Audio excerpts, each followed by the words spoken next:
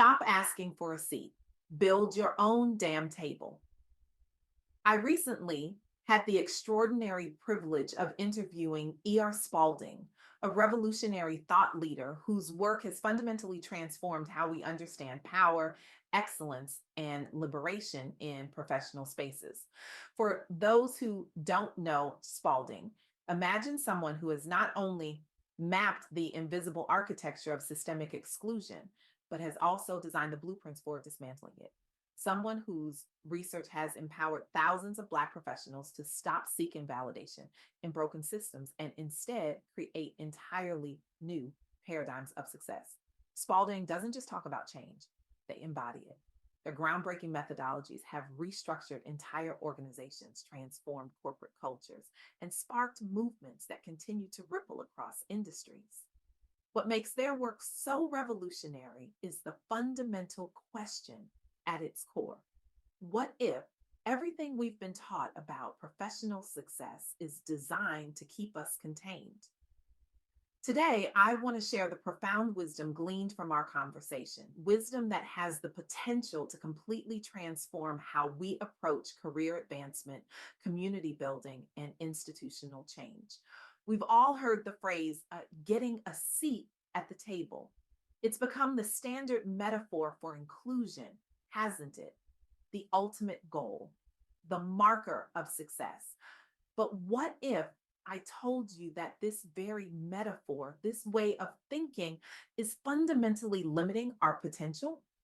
What if seeking a seat at someone else's table was actually a trap, a distraction, a way to keep us playing a game we were never meant to win?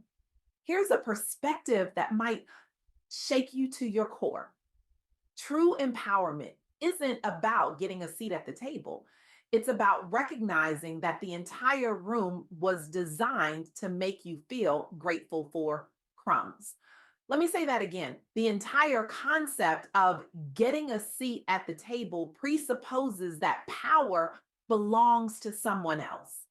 That success means being chosen, that our worth is determined by whether we're allowed into spaces that were never built with us in mind. This is the counterintuitive truth that E.R. Spaulding's work reveals. The pursuit of inclusion within broken systems can actually reinforce the very power dynamics we're trying to dismantle. Think about it. When we focus solely on gaining entry, we implicitly accept the rules, structures, and values of spaces that were never designed for us to thrive. We position ourselves as grateful guests rather than rightful architects of new possibilities. Let me be clear. Representation matters. It absolutely matters. But representation without transformation is just decoration. It's the institutional equivalent of putting a plant in the corner of a toxic workspace and calling it environmental progress. What if, instead of fighting for scraps from tables built on exclusion, we created entirely new tables? What if, instead of measuring success by how many of us make it into hostile environments, we measured it by how effectively we transform those environments or build better ones? This isn't just idealistic thinking, it's happening right now through the work of pioneers who understand that true empowerment requires systemic change. Consider the remarkable story of Porsche Taylor. When Porsche was handed a pink slip during corporate downsizing, she faced a moment of truth.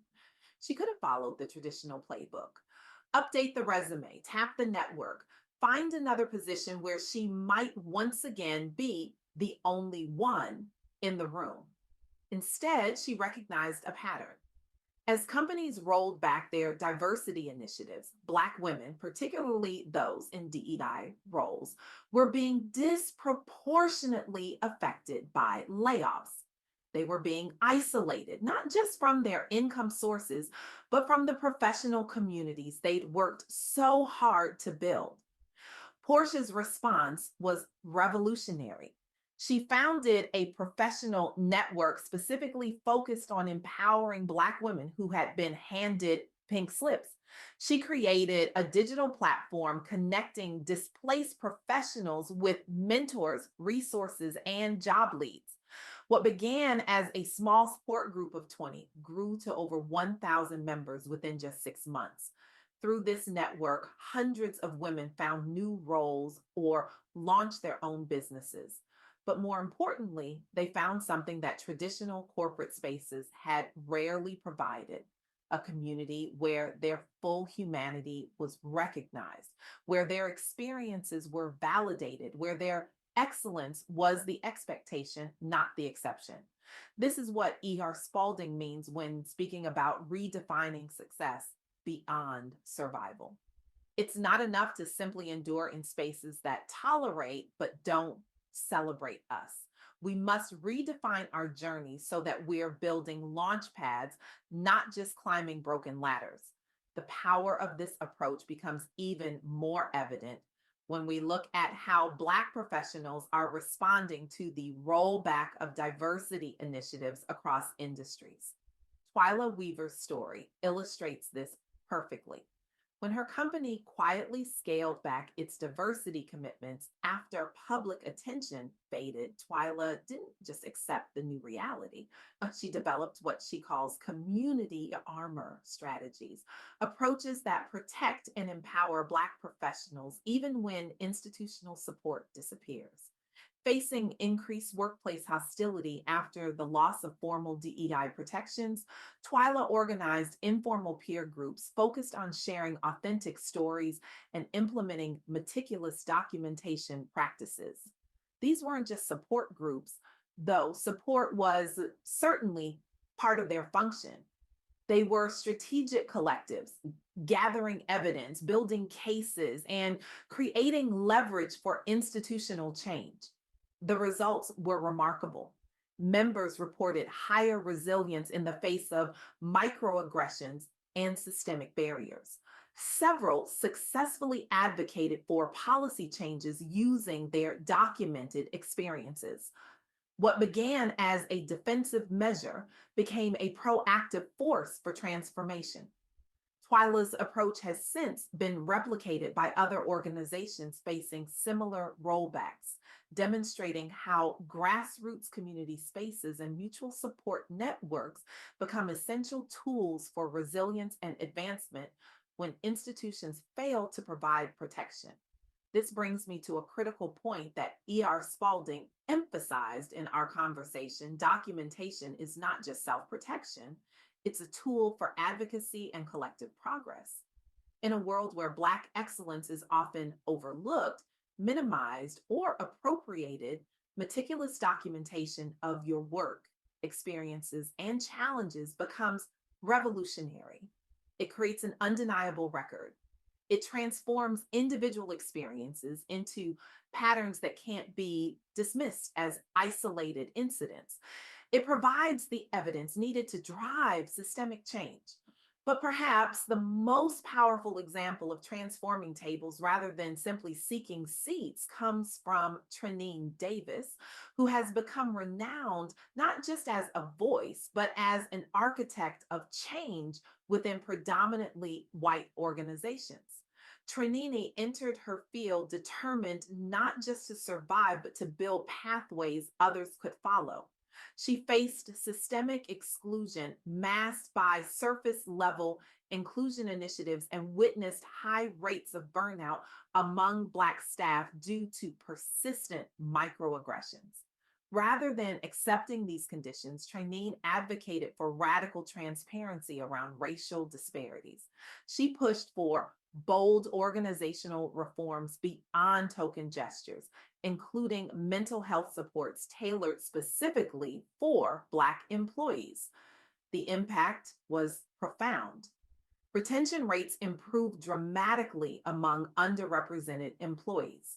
The organization gained national recognition for equity leadership practices.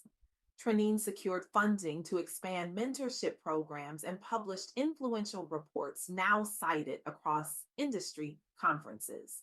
Most importantly, Her approach inspired similar reforms at peer institutions, helping shift national conversations around what true inclusion looks like. This is what it means to transform the room, to change not just who sits at the table, but how the table itself functions. These stories reveal three key principles that E.R. Spaulding emphasized throughout our conversation. First, redefine success beyond survival. Don't settle for being tolerated or merely represented. Demand environments where you can bring your full brilliance, your complete humanity, your uncompromised excellence. Second, leverage community armor in times of diversity, rollback, or institutional neglect. Grassroots community spaces and mutual support networks become essential tools for resilience and advancement. We are stronger together than we could ever be alone. Third, document and advocate relentlessly. Your experiences matter. Your challenges matter. Your successes matter. Document them all, not just for your own protection, but as evidence that can drive collective progress. These principles represent a fundamental shift in how we think about professional advancement for Black women and men. They move us from a mindset of accommodation to one of transformation, from seeking permission to creating possibility. This shift isn't easy. It requires courage. It requires vision. It requires a willingness to challenge not just external barriers, but also internalized limitations. As Maya Angelou reminds us, you can't use up creativity. The more you use, the more you have.